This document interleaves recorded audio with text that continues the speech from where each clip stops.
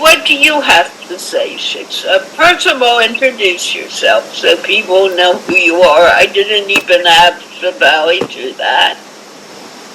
Just a brief introduction. Yeah, I am DrTPS. Under the name of Shiksha is my trust. I stay in Hyderabad, India. I am from the south west of India, which is Kerala, which is a very small, narrow state. I am into teaching, learning.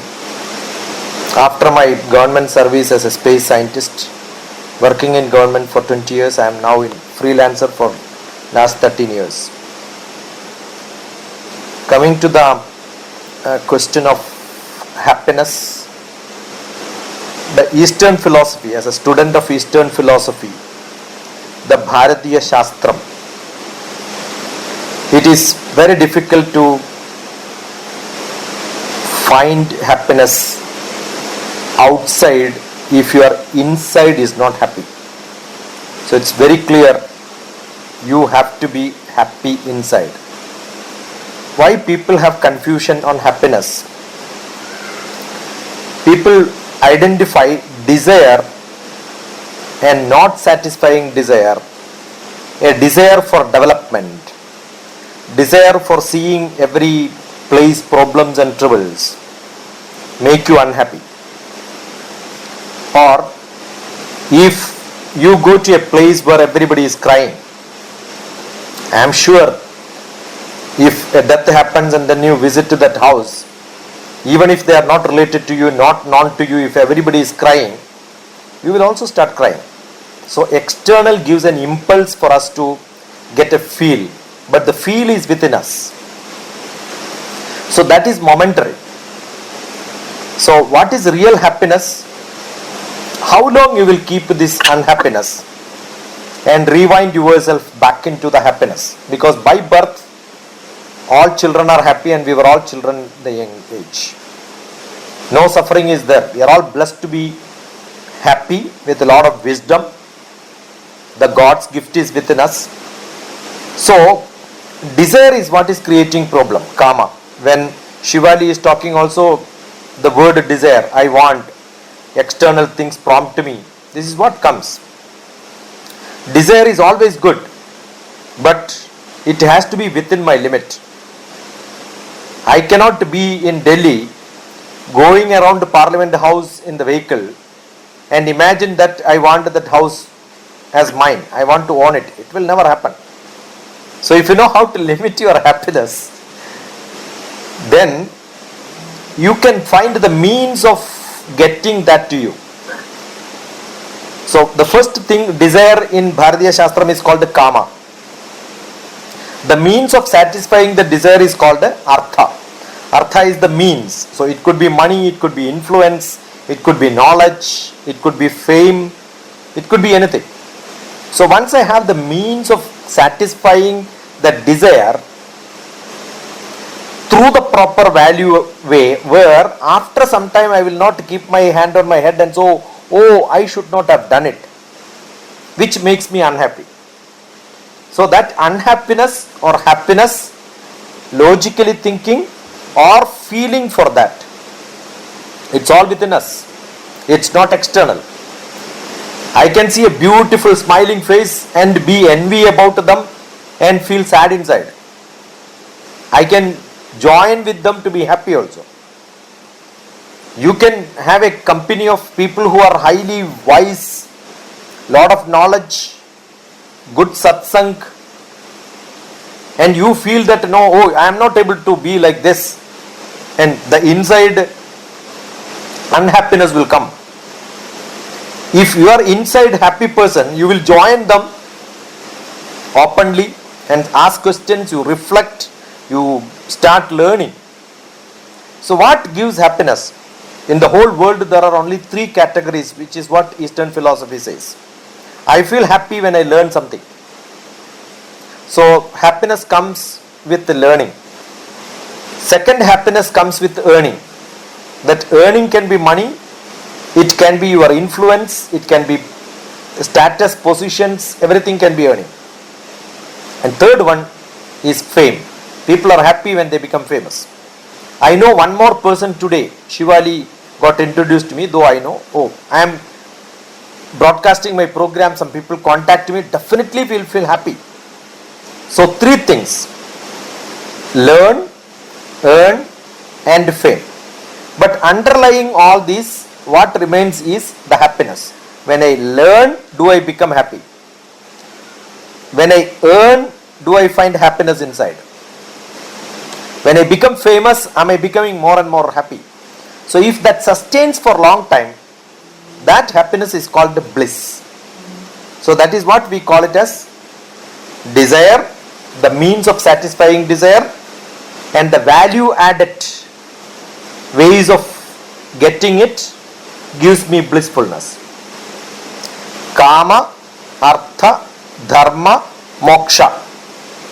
And that moksha is the ultimate happiness and blissfulness while I am dealing with the society, internally, with the relationship, at the working place, on the street, wherever. So I can give happiness only when I carry happiness inside. So I must be a person who carry happiness. That is what the purpose of every human being human, social being social, is what I want to contribute as the opening remarks.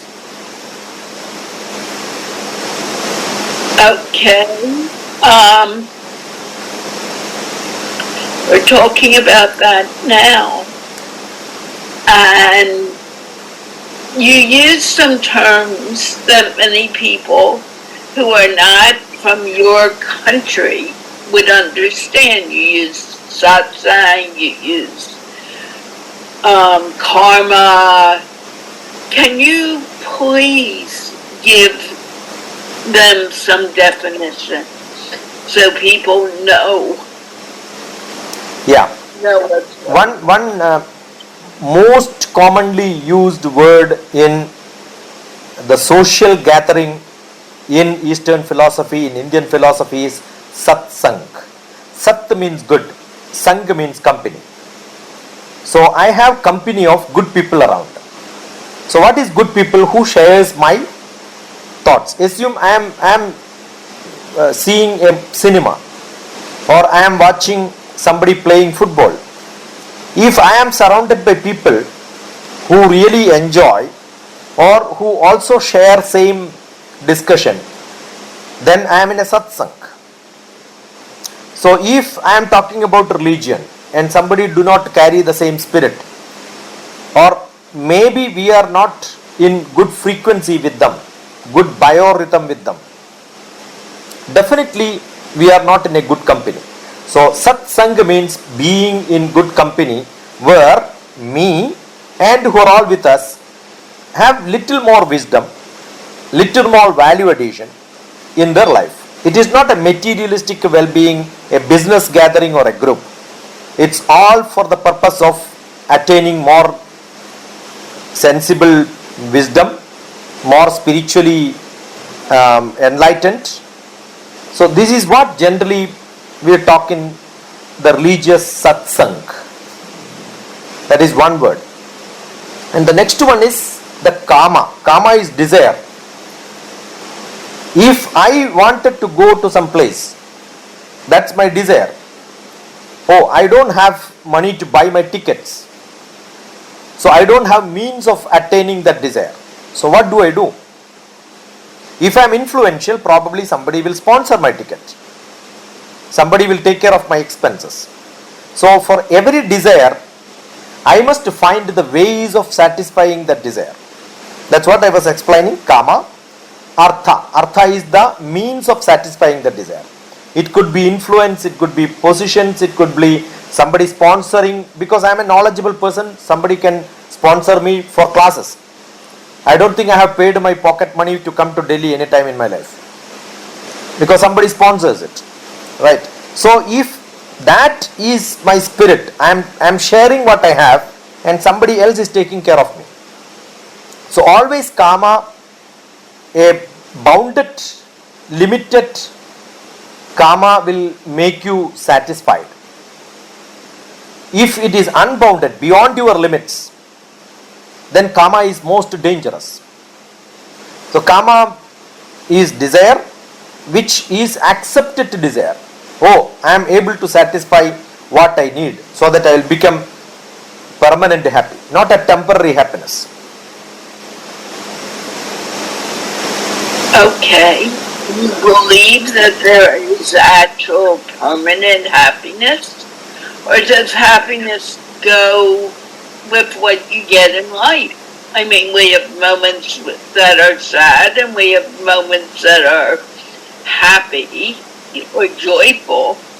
Do we need to lose the happiness because of that particular moment? Or can we be happy unconditionally? And I'm going to ask both, I want both of you to answer that question. Happiness and sadness are part of life. If that stays momentary, then we can regain. That's what where I started. If we can rewind and come back, because everybody cannot have a same status all the time. A small thing which is not supplied, when a child is crying for that, the child is unhappy. But immediately after something is coming to the child, definitely that forgets about what was the desire earlier and goes and picks up that and enjoys with that. You can see small toys are given to children. What do? They go behind it. Unstoppable desire. But assume you take away that and then give another better one, or maybe not that good one, but still they are happy. They got something that's good enough for them. We were all like that. We are satisfied what we have. So that moment happiness is substituted by, or it is replacing the moments of unhappiness. Every moment we need not be happy, but in a long run, for a longer period, when you have lot of moments which can make you to feel happy, rejoicing those moments. I am sure when you take an account of the happiness and unhappiness, you will find that not the tangible happiness, the intangible happiness, the feeling about that happiness is more valuable, more weighing more in your life. If that you can do, I am sure for a long term you will have happiness, and that we can call it as bliss. It is not tangible, it is intangible, the feeling about that, because happiness is the part of your inside manas, the feeling, thinking of happiness, the feeling of happiness. So it's an action inside. So it's me to decide whether I should shift from a bad moment to a good moment. So I like to have maximum time in my life or create moments that can be rejoiced. I don't think people believe or people think about years, months, weeks, days. We have only moments of happiness in life. It's all spontaneous. It's all accidental. We are not having too much of desire to get happiness. That comes, we enjoy. So these are all bliss moments which can put together. A success is a succession of successes. So you have lot of happiness put together, that becomes bliss. Okay. Yeah. We have great philosophical book, Bhagavad Gita, with over 700 slokas, 700 verses. The Krishna, the Ishwar, in English called God, Krishna gives advice to Arjuna. And the first advice is Ashochya. Ashochya nanya shochastam. That's how it starts. Ashochya. Don't be sad. And the last sloka in the 18th chapter It says ma shucha, don't be sad. The whole Bhagavad Gita has only one message: don't be sad. So happiness is not getting worried, not being turned off in the moments of troubles and problems. But some people have that habit, nothing can be done. So raising from that habit to a higher level is what is expected. Assume my ambition, my desire is to climb on top of the mountain. The whole climbing mountain becomes so horrible karma action which is really troubling. But if mount climbing is my passion, every step which I take in my life becomes so fantastic. Lakshmi? So it's all what you think, where you can identify happiness. So it is not the ultimate goal which gives me happiness. Every point of time what I do in my life has to give happiness. So LIFE, life, I define it as live in full enjoyment. This is gone, I don't know. So LIFE, life, live in full enjoyment. Life itself is enjoyment. Learning, for most of the people, learning is a big problem. They suffer learning. For me, life, learn in full enjoyment. So who decides what gives me happiness? It is not my desire which stops me.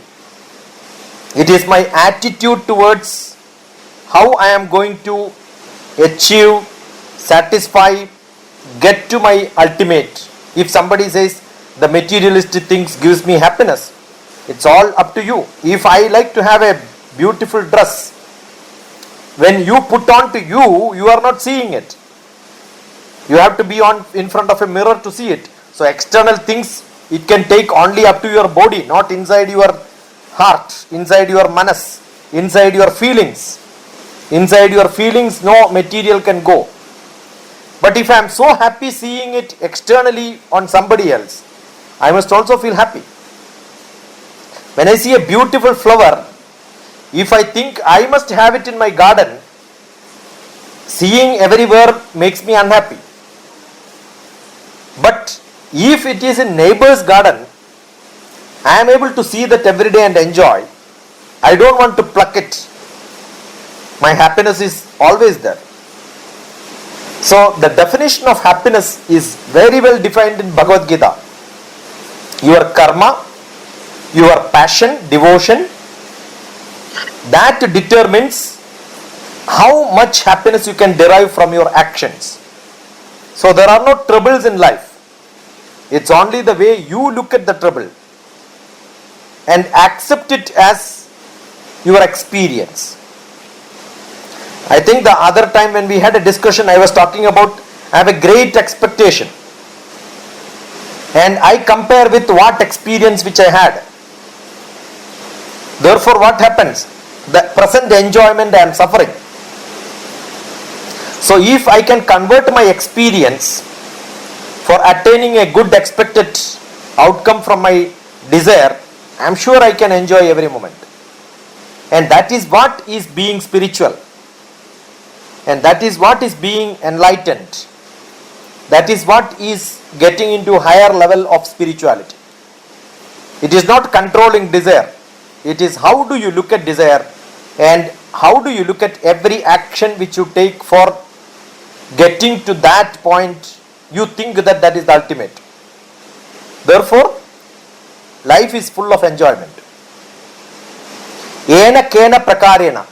Do something somewhere, somehow, to help somebody. Ena kena prakarena.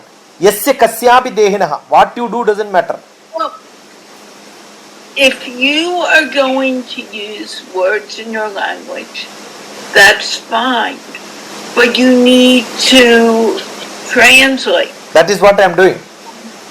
Okay. Yasya kasyapi dehinaha. To whomever you want to support, anybody on the street. What you do, where do you do, when do you do, doesn't matter. Make somebody else happy in your life. And that happiness will reflect in you. So you will find happiness for longer time. So happiness has to be spread. You cannot be happy and people are suffering around you. That is what is to be done. Shiksha. I hope I asked the question clearly. Yeah. It is very easy if you realize the difference between showing happiness, feeling happiness, and being in happiness. Most of the people are not raised to the level of being happy. They are searching for happiness, showing for happiness. They are not really happy. That's what generally we ask, how are you feeling? The feeling is only a feeling. It is not being. So when I am in happiness, it's a different ecstasy. And people are not into that level. It's very hard to understand. And people say that nobody can reach there. It's like you are not really thirsty and then you never had a sip of water. The taste of water comes only when you are really thirsty and you get that water. People are pretending that, oh, I got it, or I am in search of it. It needs a lot of blessings. It needs to be with the gurus who are already realized. It is not a market where you can buy and drink and say that, no, I enjoyed drinking that. No. I think spirituality is oversold. The desire for being into that world of immense pleasure is what is being marketed in terms of the so-called meditation. If people take the origin and then find out, the meditation has got 8 steps. Meditation, which we call samadhi in Eastern philosophy, Indian philosophy, is the highest level which can never be taught to anybody.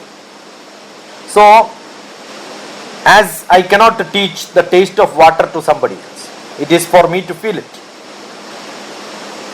You have to reach to that level to understand it. I am from a Swami Rama Himalayan tradition master's student. So where what we do is, how do we get that moments of happiness in life so that you can cherish that and you control your desires, or maybe lose that desire and then allow it to grow and go. You become only a watchful person. The trouble comes and goes, but you are not part of it. If you start binding yourself with all the troubles, then it becomes a luggage on you. It needs lot of courage. I taught Bhagavad Gita 3 times. It's not reading and going through that or listening. Verse by verse, meaning by meaning, and interpreting and understanding. That needs 1,000 times of reading. So when you realize it, you become a realized person. You need to reach into that level to understand, oh, there is a message like this. This is what I have to gulp inside me. So happiness comes only when you reach there. Otherwise, it's always a longing desire. And people start showing it, people start feeling it. But being in that is a long way. This is what I wanted to add.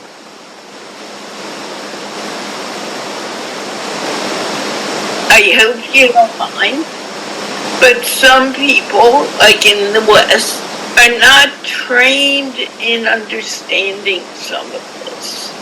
Yeah. So it needs to be said simply. How can, what you said, I totally understood. But how can you say it very simply for those who may never have heard of enlightenment, maybe never heard of satsang or what is it. I'm not criticizing. I'm just helping to bring it more to that understanding. Can you help? Yeah. When each word, when we talk about kama, which is desire, I'm sure the language in which we speak, if you want to translate, we are only reaching very close to that. So here, the being in happiness is what is samadhi. Samadhi means your electroencephalograph, the brain vibration becomes stable. That means you have no desire. That is what Shivali was telling. Having a desire itself, to reach into that level of enlightenment, if you are looking at it as a desire, that becomes actually annoying. So what is to be done? Accept it as it goes. Life is like a flow. In that flow, you have lot of hurdles. Even when you have hurdles, if there is a stoppage, when it overflows, what we see is the beauty of the flow. But if you think that is a problem in your life where you are not able to flow, somebody is stopping me, it becomes unhappiness. So whoever is along with you, whoever is supporting or opposing you, whoever is criticizing you, whoever is judging you, don't take them as obstacles in life. Take them as reason for you to overjoy your flow tomorrow.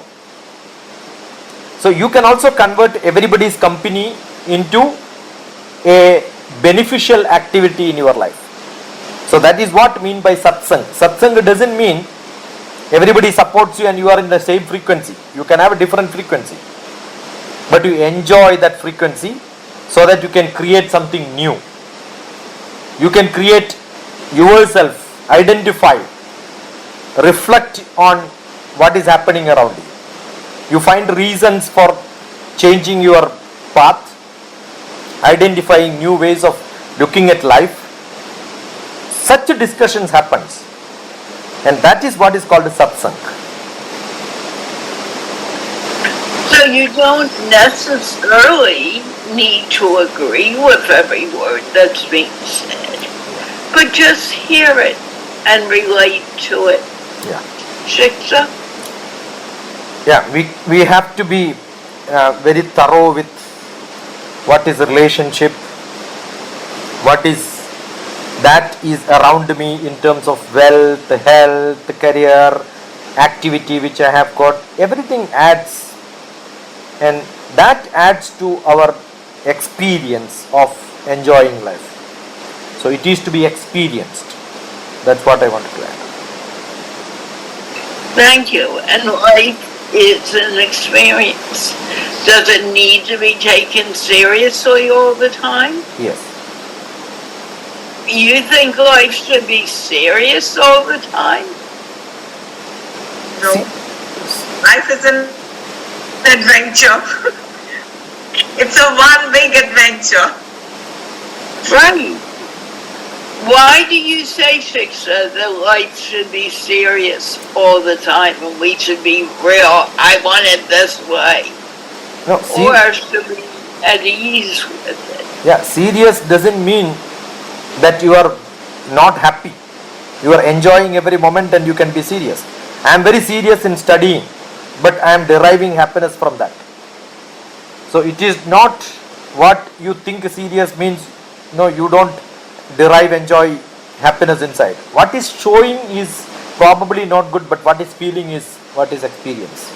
So I am a very serious person. When I discuss, I enjoy. Just because I don't smile, it doesn't mean I don't have happiness. Right? So that's an external one, and what is internal is that derivation of happiness. You need to have that feeling. And what is that feeling? Yeah, that feeling is which I create a moment where I can come back to this and say, oh, I had a great time. I can share with somebody else and say, oh, this is what we discussed and this is what my learning is. Oh, this is where I met this person and then had a good relation. Oh, this is where I met and create a frequency of activeness. And that is what a cherishable moment in life. How many such moments you create in your life is what is the credit for life. That's what I believe. Okay, thank you so very much, both Shefali and Shiksha. I am so happy we did this show and we're back on. Can we wave goodbye, everyone? Bye.